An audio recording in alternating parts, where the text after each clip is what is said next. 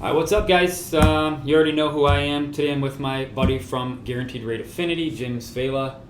We work out of the same office, right? Yeah. Hi, everybody. All right, so starting a new thing. I said your last name right?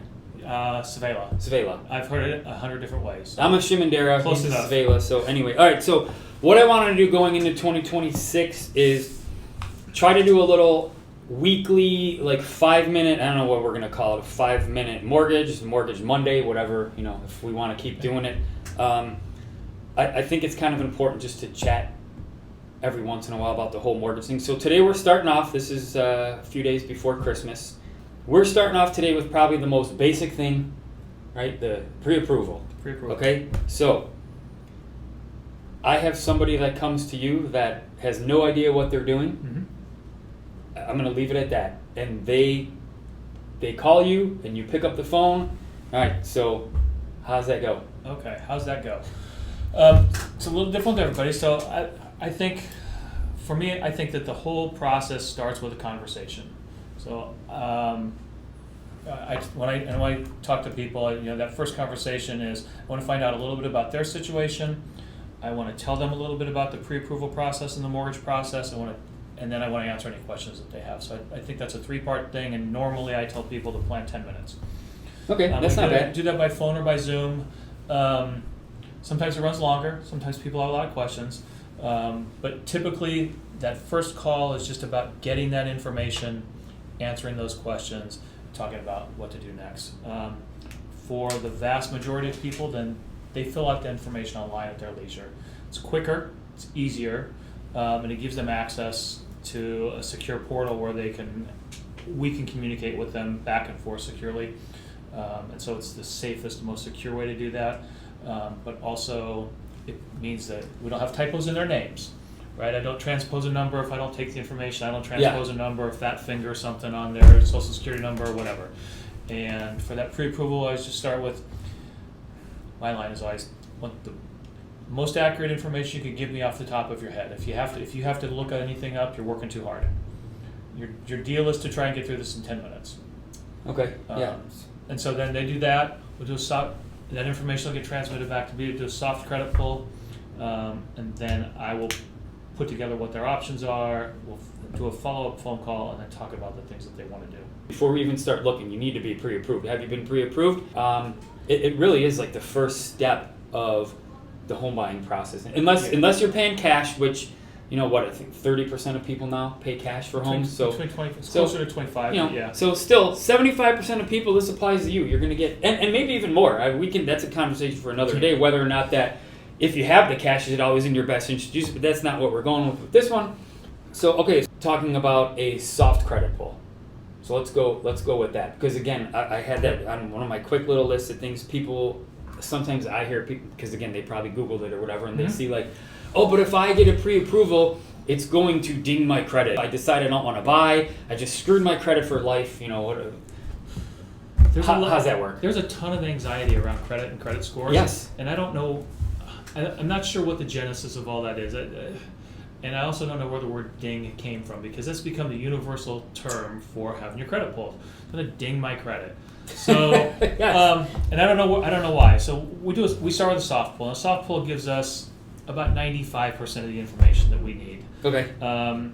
It doesn't count as an inquiry, so it doesn't ding. It doesn't show up. It doesn't have any impact on the credit. So it doesn't show up on your credit report at all? No, not at all. Not at all. The thing that it does do is it gives us a really good idea if there's mistakes on the credit report, if there's stuff out there that doesn't belong there. It can help us make a plan about things that we want to do to make sure that somebody's in a better position, gives us credit scores. It's a great starting point. I normally, under most circumstances, and I won't say all, but under most circumstances, I don't upgrade to a hard credit pull until after we're under contract, and usually after home inspection. Okay, that makes sense. Why after the home inspection? Because credit reports expire, and I don't see any. For most clients, it doesn't make sense to start the clock ticking on that expiration. It's 120 days.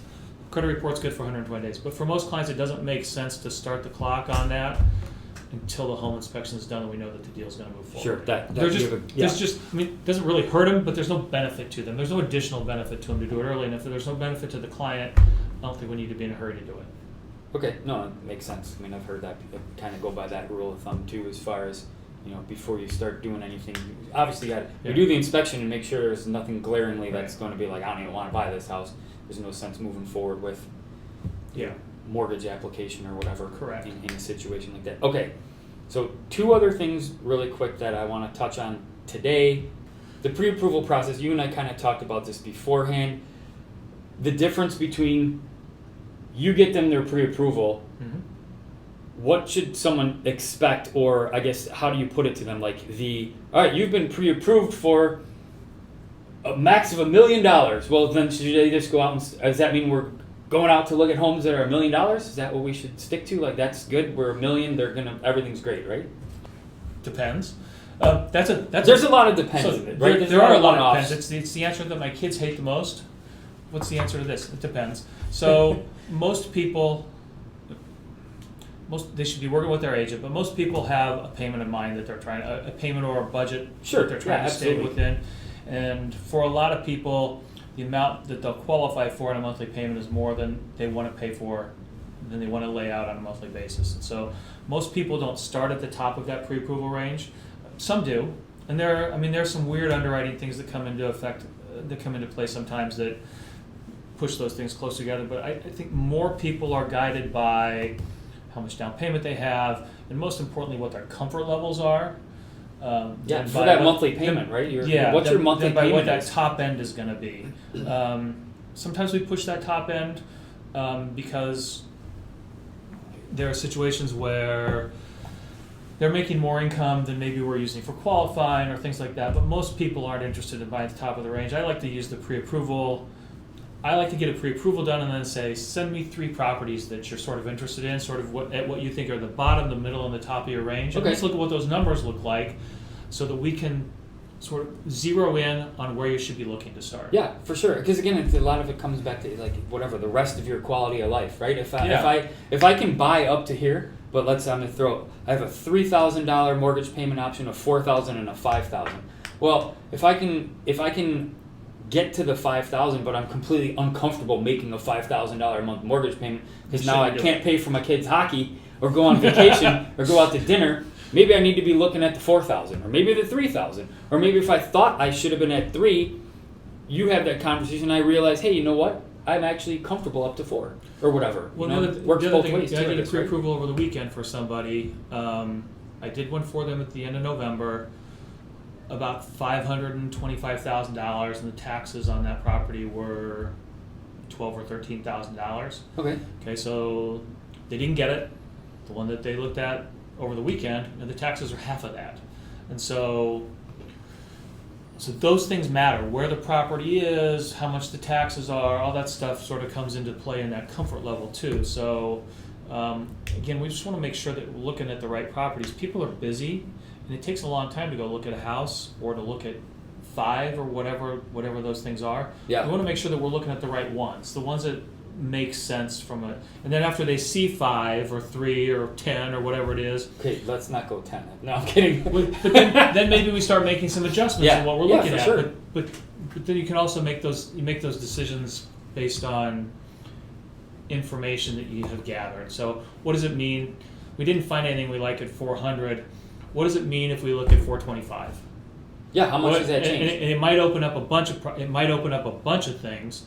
There might be a bunch more properties that we can look at, and for another $100 a month or another $110 a month or whatever it might be, that often is a trade that people are comfortable with. Yeah, and I think it's better to kind of start there than to already max that out and be there, right? It's like let's have that conversation when we need to, rather than already talking about the max amount that you can, like, here's your piece of paper, you can go now when you're all, give me a call back when you have a contract, here you go, right? That's that's it. There's so much more to it, and again, when you work with a good lender, all those conversations become valid. So let's go, you just talked about that difference between 400 and 425, which kind of related here. The last thing I kind of wanted to touch on today we talked about this, the interest rate. We know you guys everybody is hung up on interest rate. It's the top thing that people throw out. What's the interest rate? Whether that's the determining factor whether or not they are going to buy or wait it out, right? Because they're waiting and everybody has their crystal ball and they're figuring out, if I wait till next year, the rates are definitely going to be down, which nobody knows. Again, nobody knows, guys. It's literally, if you want to buy or sell and then rebuy or whatever, we can only do the best with what we have in front of us right now. You cannot predict. You should not be trying to predict. I don't feel, maybe you disagree, I don't know, 12 months down the road. If I wait till next year, what? It might be better, it might be worse, it might be the same. I have no idea. If you want to buy, we get together and we come up with the absolute best scenario for where we are right now. That's it. I mean, that's the way I look at it. So, you did some numbers. I did do some numbers. On a purchase price, determining like by people waiting and modest equity gain. So just roll through those real quick. I will. So let's just, and I'm going to say this. So what's the interest rate? The interest rate's the elephant in the room, right? Yes. I mean, that's what it is. And it's the question that everybody wants. It's the question everybody wants to know. It's the question everybody has. It's the answer that nobody has. So the same experts that are telling you the rates are going to be 5.875 or 5.75 or 6.25, whatever, at the end of 2026 are the same people that have been telling you that they're going to be lower for the last 4 years. Nobody knows. Yes. The real answer is that nobody knows. But so in our area, the Chicagoland area, property appreciation around 4% a year. So if you buy something today, let's just say if you look at something today that's $400,000, just taking an arbitrary amount, put 10% down. You get a loan amount of so that 10% down is $40,000. You get a loan amount of $360, principal and interest, and the rate depends on credit score, depends on down payment, depends on property type, but just kind of an average rate from last week, 6.375. Okay. Principal and interest on that's about $2,246 a month. If you wait a year, with the idea that interest rates are going to be 0.5% lower, and I haven't seen any projections that say more than that. Doesn't mean that there aren't some out there. There might be some outliers. A year from now, your $400,000 house is going to cost 4% more. Yeah, $416,000. So your $40,000 down payment is now a $41,600 down payment. Your $360,000 loan is a $374,000 $400 loan. So it's another $14,400, and the principal and interest, if the rate goes down 0.5%, is $31 less. If rates stay the same, it's $90 more. Mm-hmm. So rates might. What if they go up? Everybody, you're going to think you're going to be so happy you bought it and locked in today's rate. But the other thing is, by buying it today, you also made that 4%. Yeah, that's your equity. That's your 4%. So waiting to save $30 a month, $31 a month, costs you an extra $1,600 at close in down payment, because you went from a $40,000 down payment to a $41,600 down payment. You paid another year of rent. You gave up $16,000 worth of appreciation. And again, appreciation, kind of like interest rates. We don't know, but we have a lot of historical data, and they're way more dependable. Home price appreciation is way more dependable data than interest rate appreciation. So, and if rates aren't better like that, aren't better by 0.5%, then you haven't saved anything. Yeah, exactly. All you've done is wait and pay somebody else. What you did was you paid somebody else's mortgage for you as a renter. And again, those numbers are awesome to show. It's literally $30 for a 0.5%. And again, yes, there's going to be tons of buts, right, that are out there. Sure. But look, we're looking at a basic structure to go by. This is to start the conversation. There are a million different intangibles for each person. Sure. We both 100% agree that every single person in their buying scenario has different things that affect the way this all runs. And again, that's why talking to someone who's going to sit with you and not just be like, I got your pre-approval, now go out with Dave, find a house, come back to us with that, and then we'll just figure it out and we're done and make it. We're here to make sure that everything works. This is just the starting point. So one of the things I talk about with the pre-approval, just backing up a little bit, is what do we use the pre-approval for? The pre-approval is to establish where we are. That's point A. That's our starting point. Yeah. Right? So if we can establish what our starting point is, it's point A, and then we figure out sort of what that end point is, what's our destination, point B or whatever point we want to describe it. Yes, right. That's point's next. Our starting point, our destination. Once you know what your starting point is and you know what your destination is, then it's really just a matter of putting together a plan. If we put together a plan, whether that is one step, just go out and buy something, whether it's 3 steps, let's pay down these bills, let's save this money, let's look in this area, whatever those are. Once we know what the starting point is and what the destination is, then we just put together a plan and we just make sure that we stay on it. We build that plan together. I just tell my clients, right, so you always get to be in charge of your process as your grown-ups. Right? I'm going to help you. I'll tell you, as you may have gathered, I'm a long explainer.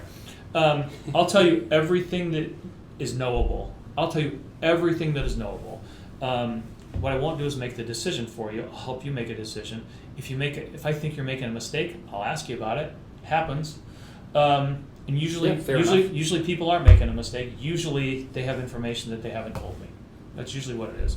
But yeah, the best part about that pre-approval is really it establishes where we are and it helps us make that plan. It's a stressful thing. It can be a stressful thing to buy a home, and part of what makes it stressful is that people don't know what they don't know. That's why you work with an agent a realtor that knows what they're doing. It's why you work with a lender that knows what they're doing. It's why you work with a real person, not an AI chatbot, or a voice at the end of a phone line somewhere that you don't know where it is, that doesn't know what the local conditions are. That's why you do all those things. That's why the team that works for you is so important. Yeah, 100%. And works for you, not just with you, for you. Yeah, so good start to the first one, right? I mean, we kind of got through what I think we kind of wanted to accomplish for today in our own long-winded version. I was like 5 to 10 minutes, but again, I'm the king of long-winded. No, this is great. It's great to get started. Okay, so we went through the whole pre-approval thing. So next week, I think we're going to circle back on the pre-approval thing again, and then next week touch on or start talking about, all right, we've established that buyer's comfort zone. Okay. They've identified a property. We've put in an offer. The offer is accepted. I email you the contract and say, here you go, Jim. These guys have an accepted offer. Bam. Now what? Now what happens, right? The offer's been accepted, and now it's go time. So I think next week we can talk about, again, that behind-the-scenes thing of just keeping people informed of what does that process look like for them? You know, phone calls, this, that, the other. And like you already touched on earlier, the more things you can determine in the pre-approval process, it kind of keeps any of those, it makes the process down the line easier. Yeah, so sometimes, I guess. Right? I'm super complete and I'm thorough in my pre-approval process, because buying a home makes people anxious. Buying real estate can make people anxious, and I don't like surprises. We're going to be as thorough as we can up front. We're going to gather all that information up front, and normally it's pretty easy to put together, honestly. I mean, we're not putting people on the moon. I don't want to say that it's easy, but we're not putting people on the moon. I've been doing it a long time. I know how to do it. I have a great company behind me. It's just what happens. Is that guaranteed rate affinity? It's guaranteed rate affinity. Oh, yeah. wow, yeah. Yeah. Okay. Hometown company, by the way. But yeah, it's guaranteed rate affinity. So, yeah, what happens when we sign the contract? That's a great question. That'll be fun because there's some personal anecdotes around that too. When I do these, I always learn a lot too, and I love getting to just chat with different professionals because I learn so much about it too. Then I can take that and seem that much smarter when I talk to people, when I know the little behind the scenes things or what's actually happening. So next week, right, we'll do that. Yeah. I'm going to throw this on a YouTube channel that I'm still putting together. I'll throw it in the comments where you can, where you guys can find it and watch the whole thing and kind of follow week to week. So next week we'll talk about that. I guess in the meantime, right, we're 3 days from Christmas? 2 days? Yeah. 3 days? So have a happy holiday, and next week we'll probably circle back, be in the same spot if you want to, do this a weekly thing or something. Perfect. If we can. Cool? Perfect. All right. Perfect. All right, see you guys. Take Thanks, care. everybody. Happy holidays. Yeah, thanks. Cool. Bye.